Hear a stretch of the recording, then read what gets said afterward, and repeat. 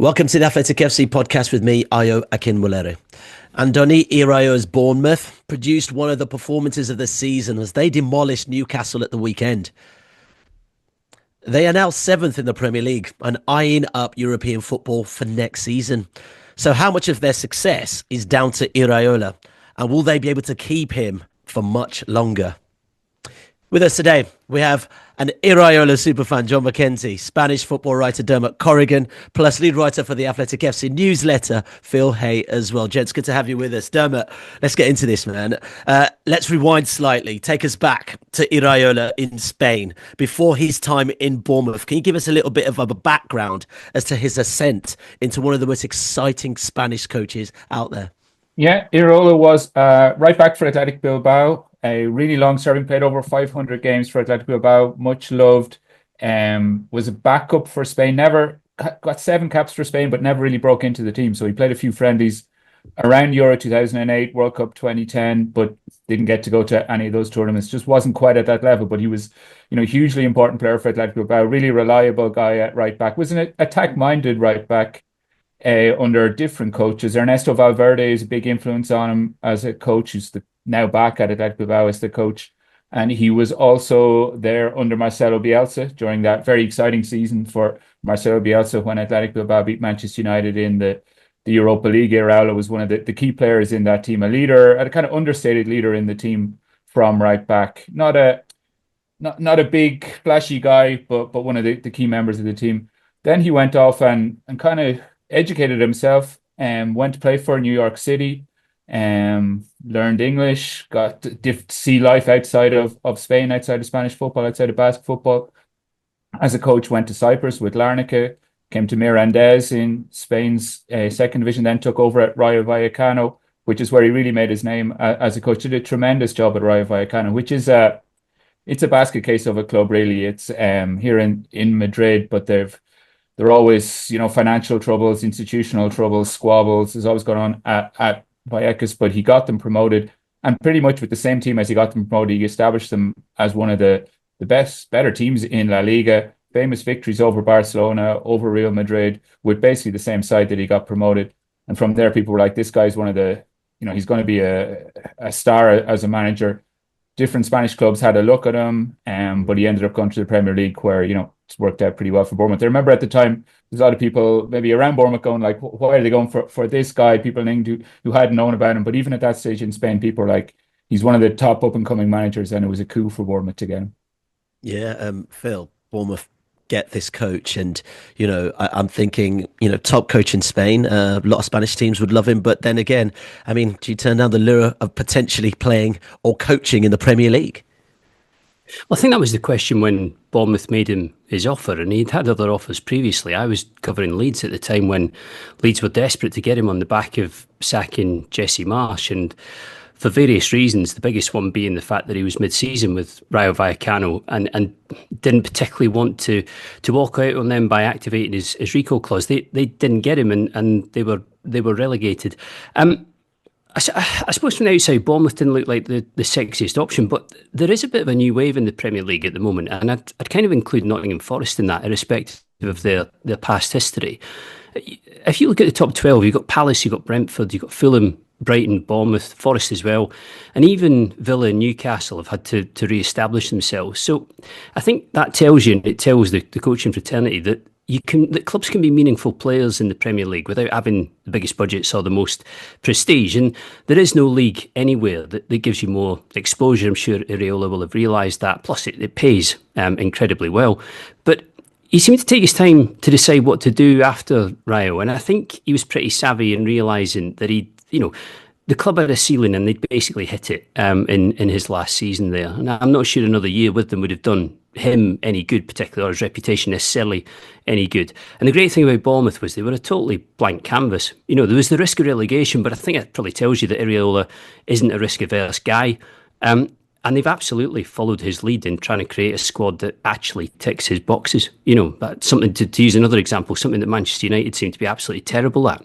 I just think him thriving there will properly pique the interest of other emerging coaches in Europe. Yeah, it does feel like an interesting move for him, considering that, Bournemouth have slowly this season become somewhat giant killers amidst most of the bigger teams in the Premier League. John, I'm going to talk to Dermot about this sort of Basque connection, because obviously we look at Arteta, Emery, Xabi Alonso as well, being quite prominent coaches in their respective leagues. But, is there an idea that there is this sort of tactical Basque style that you're seeing emerging with those coaches? But also, I guess, Iraola is also a disciple of Bielsa, if you think about his time at Bilbao. Yeah, I think that's the interesting thing, because I think most coaches, from a tactical point of view, you can trace their genealogy, not geographically, but by the coaches that they've worked under. I think the coaches that you've named have all got very, very different tactical styles. In fact, you could spread them probably across the spectrum, from the sort of more high possession controlling coaches on the one side, with coaches like Alonso and Arteta, as you've named. Emery somewhere in the middle, maybe, and then I think Iraola on the other side of the spectrum entirely. And as you mentioned, that is probably one of genealogy, the coaches that they've worked under. And even with Arteta, it's like the interesting confluence of both of Pep Guardiola on the one side, who he sort of comes through in the coaching side of things, but also David Moyes when he was there at Everton as well. And I think that's influenced the way that he plays. So yeah, I think with Iraola, definitely you can trace that Bielsa influence, intensity out of possession, finding upside in the out of possession side of the game, but also having these really nicely constructed, I would say, counter attacking moves where the ball goes from end to end really quickly. You can see the influence of Bielsa there. John, do you remember the mother ball at Leeds? Famous mother ball that was spoken Yeah. about so often. So for those who don't know, and it's a very sort of famous training drill that Bielsa has, but it's a kind of wild 11-on-11 game where the ball is in play constantly. There are no fouls given. Everybody piles in and runs themselves to a standstill. And I wrote about it about 3 or 4 years ago.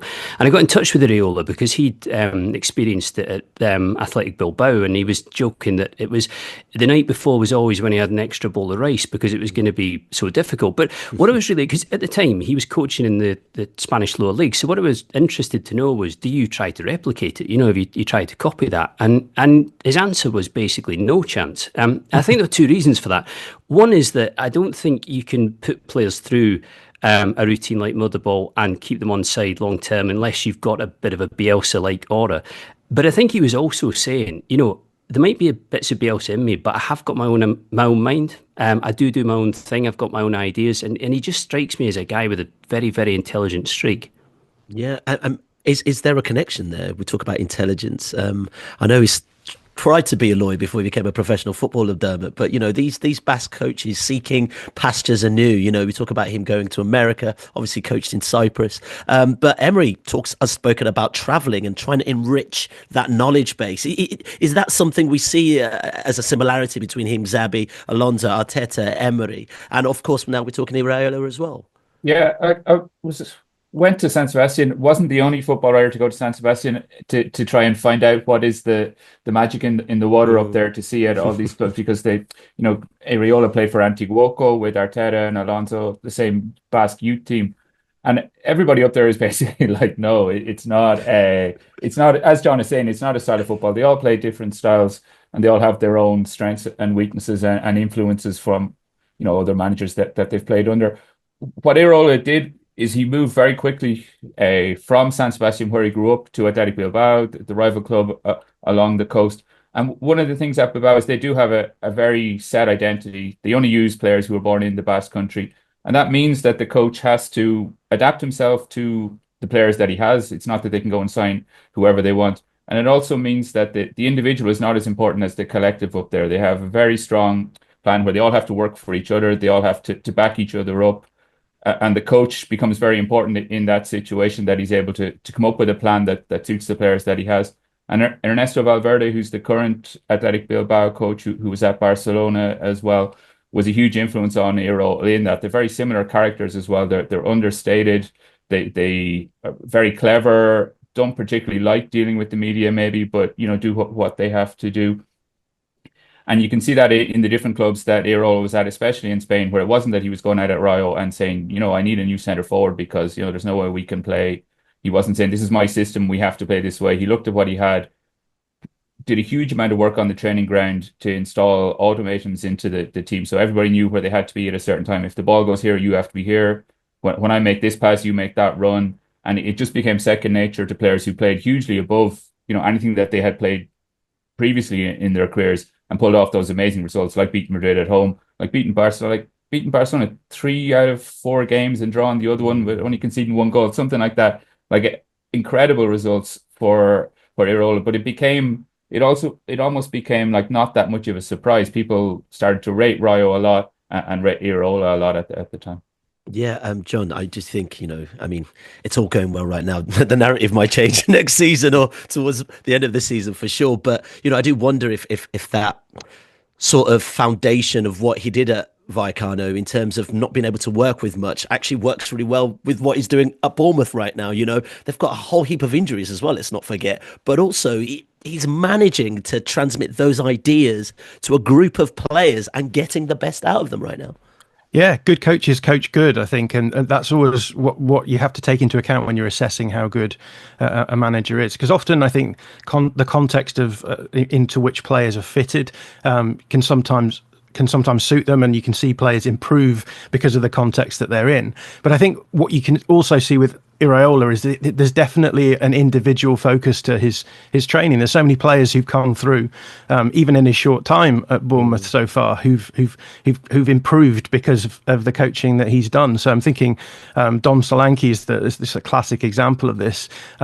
Before last season, I don't think anyone really would have considered Solanke as a starting forward for Spurs, and I think this season, even with Spurs' problems, it's clear that Solanke has taken to that task really well. But there's plenty of other players in that team as well who I think just flourished under him. Even taking someone like Ryan Christie, dropping him a little bit deeper, using him as the sort of beating heart of his control room in that team.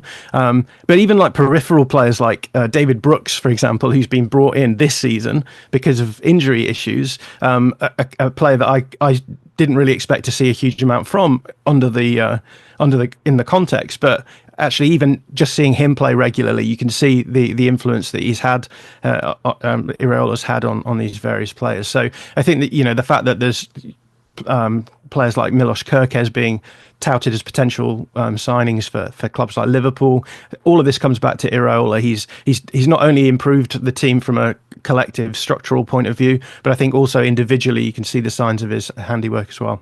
Okay, thanks for that. I want to go more into that in the second part of this podcast, but I know, Dermot, you've got to go, so thank you so much for your time, brother. Cheers, guys. I think we should actually delve more into what Iraola is doing at Bournemouth in particular now. That win over Newcastle extended their club record unbeaten run in the top flight to 10, and they're now 7th in the league. Now, I guess one of the most impressive things about Iraola is how he's bounced back from, I guess, the awful start he had at his job at Bournemouth. Just 3 points from their first 9 league matches. Phil, it's pretty impressive how he turned that around, but also I think just the faith that Bournemouth had that, what, let's stick with this guy and let's see what he can actually do. That feels like it never happened, that period. It feels so long ago now that you can't remember the point where everybody was saying, bad decision this. And not only kudos to Bournemouth for sticking with him through that, but you'll remember when Gary O'Neill was replaced by Iraola, there was something that it felt typically British to me, actually. This thing of Gary O'Neill's a good man who's done a good job, and this isn't what we do around here. He deserves a bit more courtesy and a bit more respect. But Bournemouth stuck to their guns in a big way with that, and they went for Iraola.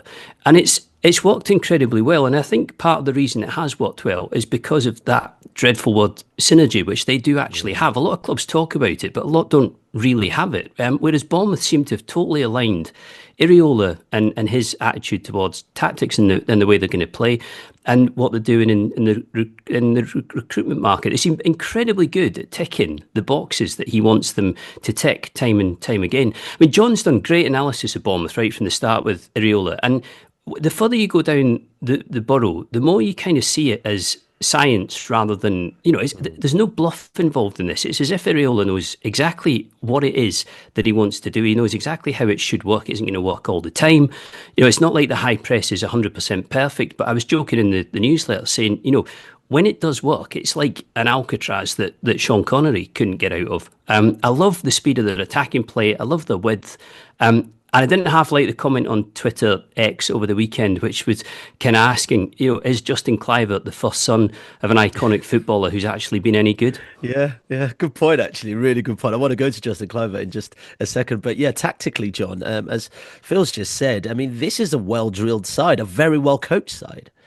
Yeah, I think the phrase that I love to use talking about Iraola is this concept of outlier advantage. And what I mean by that is that I think the majority of teams in the Premier League are trying to do something similar to one another, which is control games. They want to control the game with the ball. They want to build up. They want to have sustainable possession. They want to be able to create goals in a sustainable way. But they also want to control games when they don't have the ball as well. So they have now these intricate pressing approaches, which can, force teams to go into certain areas to make it easier for them, etc., to stop them from scoring. And I think what Iraola is doing is he's taking that concept that teams want to control games and he's sort of flipping it on its head, and he's saying, well, fine, we're going to stop you from being able to control games. And they do that in a number of different ways, both in and out of possession. I think the out of possession side of things is the one that people have really latched onto because, it is a really intense press. It is a really suffocating press, and it is a really productive press as well. So it's easy to see why they might do that. But generally what they're doing is they're trying to increase the tempo, reduce the amount of time that teams have on the ball, and as a result, make it harder for them to control games in that way. But I think also you see that in their in possession play as well, because not only are they looking to, when they win the ball back, to attack directly and make the most of teams being destabilized because they've lost the ball in a situation that isn't advantageous to them, but also when they're building from the back, you can often see them just going super direct, going directly into their front line, looking to win second balls, looking to stop the opponent from being able to get into a comfortable in possession shape, which they can build from. So this is all about this outlier advantage. It's about changing the game state that most teams are used to being in and being better prepared to deal with the chaos when it unfolds. And I think, as we've seen, that's really come out quite nicely in the Premier League, where all teams are generally looking for that control. Bournemouth have found a way to destabilise that, and it's working out well for them. At the risk of getting a kicking from my mates later, John, I'm going to talk about expected goals. Am I not right in saying that Bournemouth aren't even hitting the expected goals target this season? And on that basis, you'll know better than me how much you can read into that metric alone, but couldn't we say that they are actually slightly underperforming irrespective of where they actually are in the league? Yeah, if you look at the underlying numbers by most metrics, they're top four material. So yeah, expected goals for and against, they're right up there. Well, their expected goal difference puts them, I think, third in the league right now, which is kind of impressive. But also expected points as well. There's been a few games where things haven't quite gone the right way for them, and had things, tracked according to the numbers, again, we'd be having the conversations I think we're having about Forest right now, about Bournemouth. I think you can maybe temper some of the numbers by just talking about the outlier aspects, because I think when you create chaotic moments, I think, and you'll know this from covering Jesse Marsh at Leeds, you can often create decent chances, but the quality of those chances maybe is slightly reduced by the fact that you're creating in such chaotic moments that they become harder to finish. But yeah, for the most part, for a team like Bournemouth, I think they're doing exactly what they need to do. They're creating more and better chances than their opponents, such that they're in the conversations about getting European places. Yeah, I mean, I just want to have that conversation now then. Should we move it forward? Is Kluivert's son the best one of one of the greats ever to play in the Premier League that's actually any good? Because actually the irony of Justin Kluivert scoring against Newcastle is that his dad actually played for Newcastle as well. But he's come good. Second hat-trick of the season. But he's actually looking like a talisman in this team. Yeah, incredible. And I think with that hat-trick against Newcastle, he's scored more goals at St James's Park than his dad or something like that. So one of those fun facts. That, good one for Christmas. Yeah, yeah, exactly. But yeah, he's a great example of a player who came in, and I thought, to talk about synergy, as Phil was saying, this is a club which has plans. They're trying to find advantages in the market, and one of those advantages I think is bringing in players who maybe have been hyped around Europe and maybe haven't done quite so well. Kluivert is one of those, and he came in, and I was sort of on the fence about whether or not it would work out, but absolutely been a success story at Bournemouth. I think that the play style suits him really well, and the level of coaching that they have. Dermot before talking about the players knowing how they need to respond when they turn the ball over so that they can repeatedly and sustainably generate really nice chances out of that. He's a real beneficiary of that approach. And it looks like scoring almost every week at the moment, and it's been a real joy watching him play. But I think there's plenty of other players out there who've really benefited from this as well. We talked, I think the really important players. I mean, people are going to talk about Semenyo, Antoine Semenyo, who has one of those really nice fairy tale stories of having played at lots of different levels across the English pyramid. But to an extent, I think the trajectory that he's had. I just sort of expected him to do okay. I think there's other players who are more interesting from that point of view. Players like Ryan Christie, I mentioned before, Lewis Cook in midfield, again, like a player with a lot of pedigree, but now in this system has a real sort of, I think a real sort of edge and identity in this system. Those two are super important because so much of the press that Iraola uses is about those central midfielders interpreting the way that the play is going and having to cover a number of different options and being able to make the decision in the moment, which is the most dangerous marking responsibility for them, and taking those up. Without players like that, and I think now with Tyler Adams coming in, that midfield makes the press functional or not. The reason why it took them 10 games to get going is because they didn't have that level of functionality in the press, and so teams were just breaking through them. Now they have that because of the intelligence of those players in the middle, the creativity of those players to be able to press well, win the ball back, and then recycle it in dangerous ways. I think really, really important too. And just a couple of words for some of the defenders as well, because Bournemouth's numbers in terms of the defensive side of things really impressive, given their pressing is so aggressive. Like often when teams press so aggressively, I mean, we had Eric Ten Hag at Manchester United last season with his teams just completely wide open when their press didn't succeed. Bournemouth are really good at not only jumping into those high pressing man-to-man moments, but dropping deep into more zonal structured blocks, which are harder to break down. I think a big part of that is to do with the centre-backs. Marco Senesi is injured at the moment, but him and Zabani last season, I mean, Ilya Zabani, not often talked about in Premier League conversations. He's played every minute last season. He's played every minute this season. I'm pretty sure I'm correct in saying that. If not, it's a few minutes either way.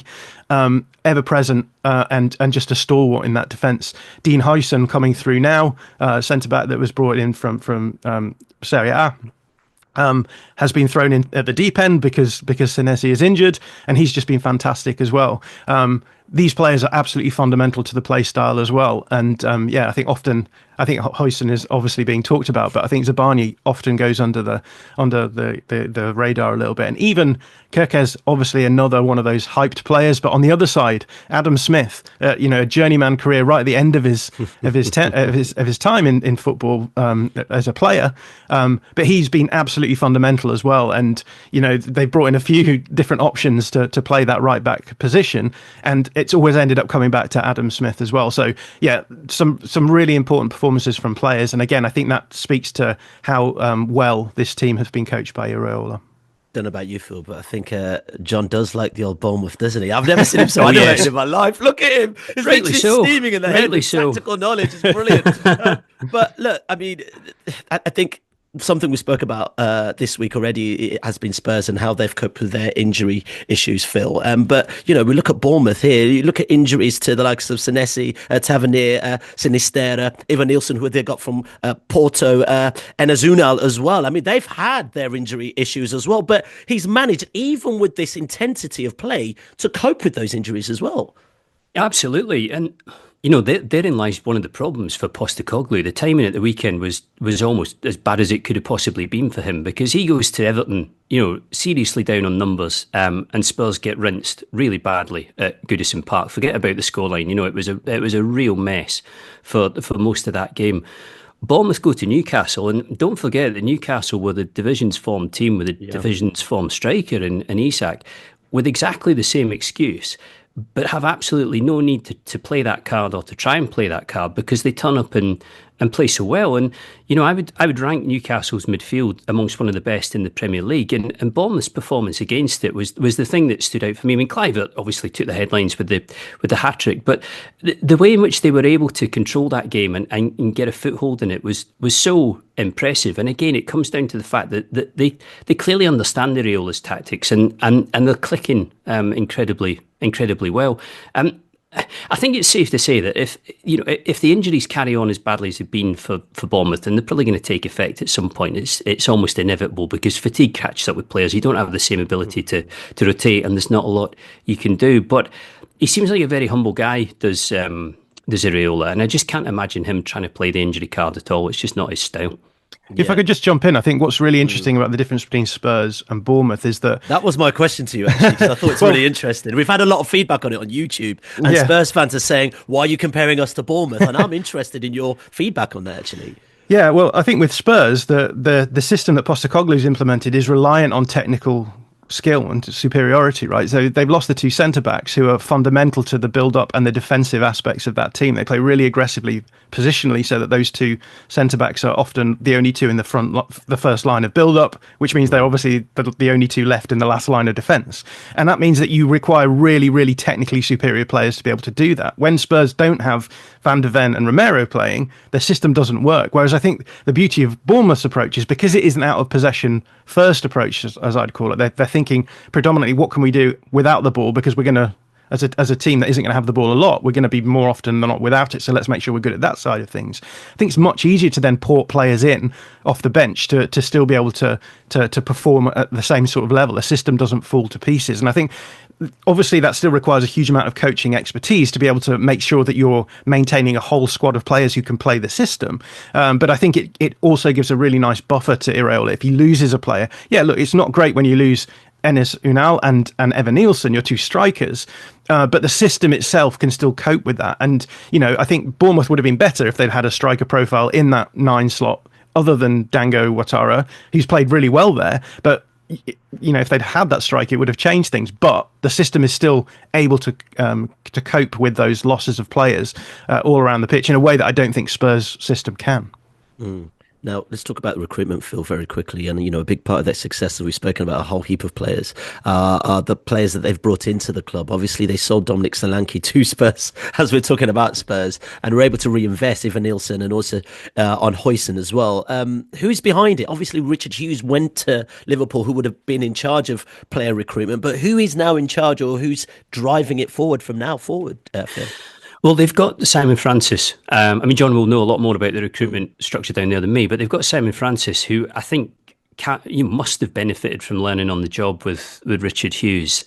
They've only had 2 seasons, I think I'm right in saying, outside of the Premier League in the past decade or so. So it'd be wrong to say that they're just finally getting it together now.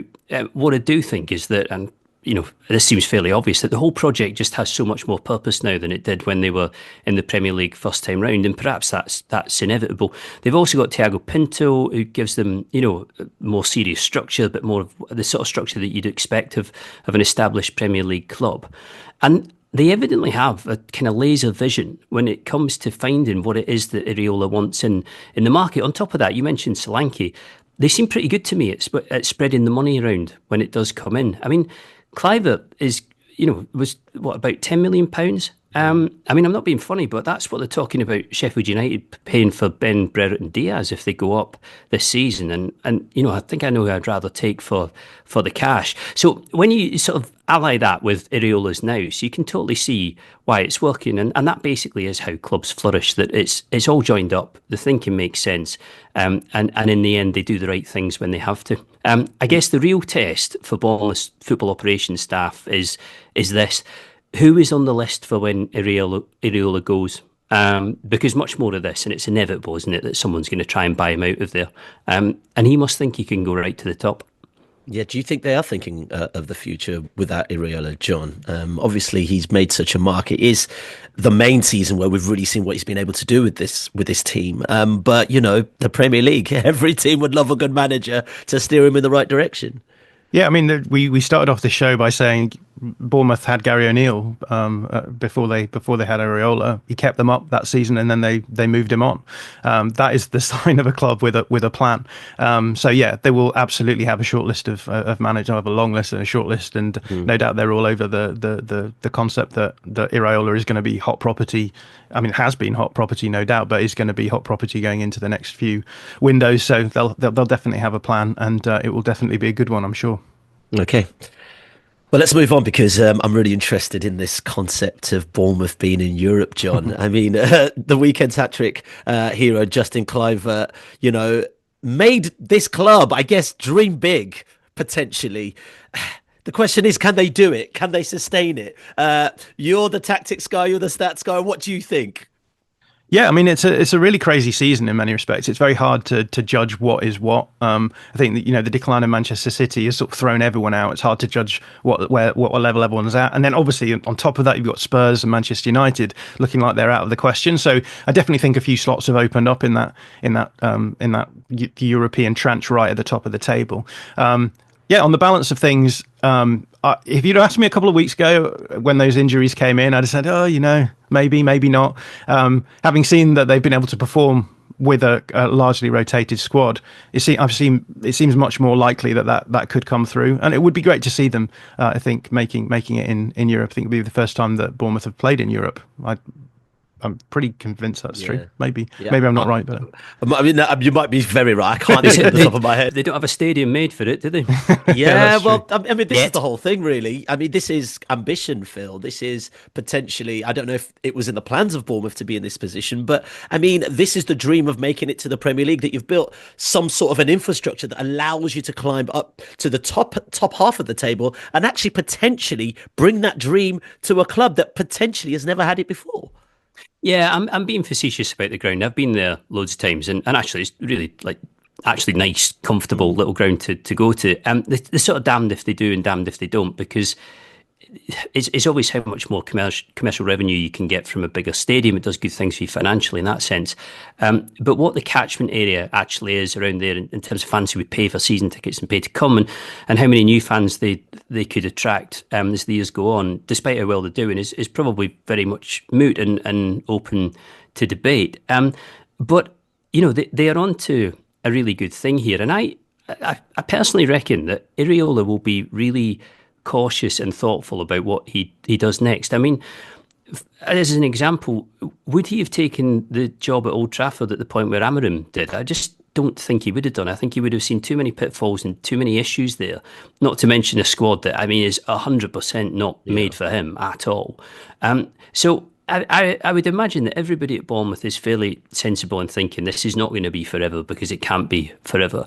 But I reckon Iraola knows he's onto a good thing there as well. It's doing him no harm at all. His reputation is shooting up, and he's built a very, very good, credible Premier League team. Yeah, John, do you see Iraola becoming one of the next big coaches? It's obviously hard to say right now, but are there ingredients enough in there where you're like, actually, there could be a really interesting future for this guy if he goes to a bigger club? Yeah, this is an interesting topic, I think, because I mentioned before when we were talking about the tactics that what Iraola relies on is this outlier advantage that he gets, whereby he tries to destabilise what oppositions are doing. Now, that's a perfectly adequate approach to take in a league where you're probably a mid-table squad, and you want to try and find these advantages. And it works because a lot of the time, as we've said, you're going to be without the ball, you're going to be maybe in losing or drawing game states. The problem is when you get into these winning game states, when you're ahead in games, suddenly the idea of control becomes much more palatable. You want to control games. You want to make sure that you have more of the ball and the opponents can't do things to you to make you lose your lead. And actually, this is something that we've seen throughout Iraola's time at Bournemouth in the Premier League. They've often lost winning positions. They've dropped out of those winning positions because they've struggled to control those games. Now, if you throw a manager like that into an elite club, suddenly that changes the dynamics entirely, right? Because not only are you expected to be in control of games more, you're also expected to be in winning game states way more. And I think because of that, you're going to end up with a loss of that outlier advantage. Suddenly you have to become, I guess, sort of mainstream. And that's the big question for me. I think the Chelsea game recently, where Bournemouth played against Chelsea at Stamford Bridge, a really good example of this, because the way that Maresca played the first half is he allowed Bournemouth to have the ball and was like, fine, we know that you're going to be super dangerous without the ball, so let's see what you can do with it. And as a result, Chelsea were actually able to they were almost able to Bournemouth, because what they were doing is Bournemouth were trying to build up, Chelsea were winning the ball and then having these really dangerous counter-attack moments, and that's where their big chances came that game. They put up nearly 2 expected goals in that first half, and it looked like they were just going to comfortably win the game.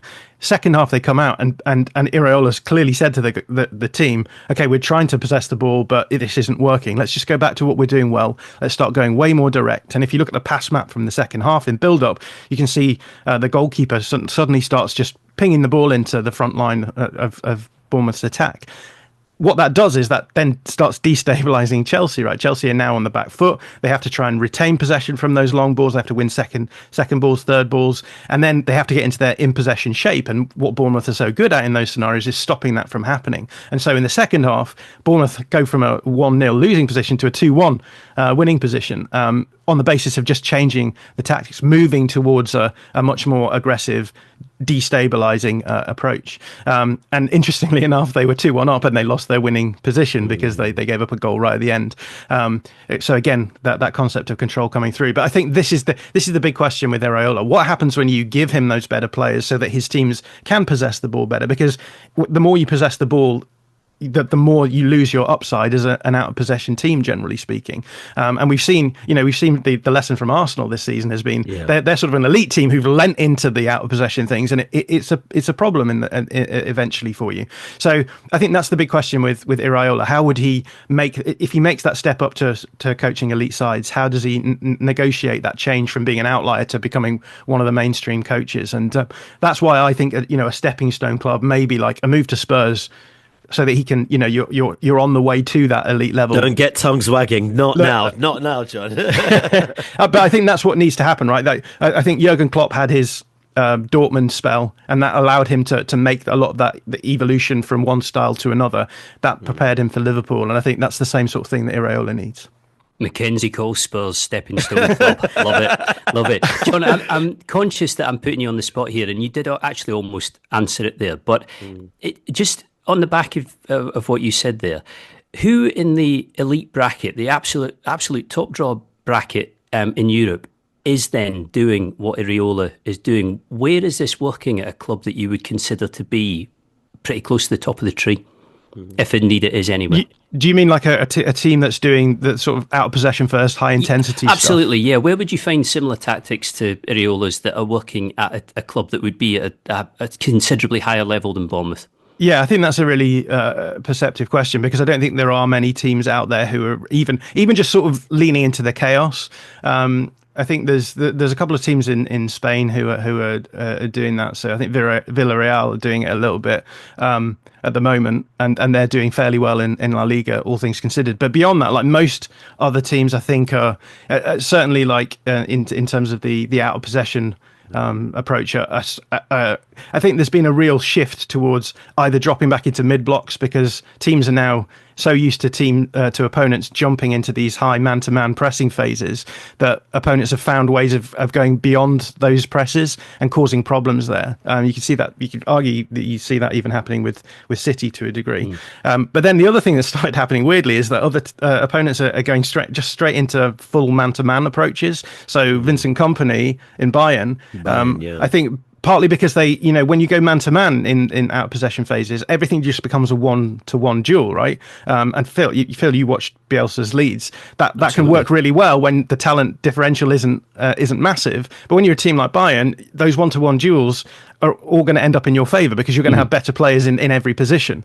So there's some teams, I think, who are really leaning into the man-to-man approach as well. So yeah, in terms of what Iraola's doing, there's not a huge amount, I think, of examples of coaches who are doing that at the top level. And I think because of what we were talking about, right, it making games more chaotic is just not a way of consistently winning enough to win leagues.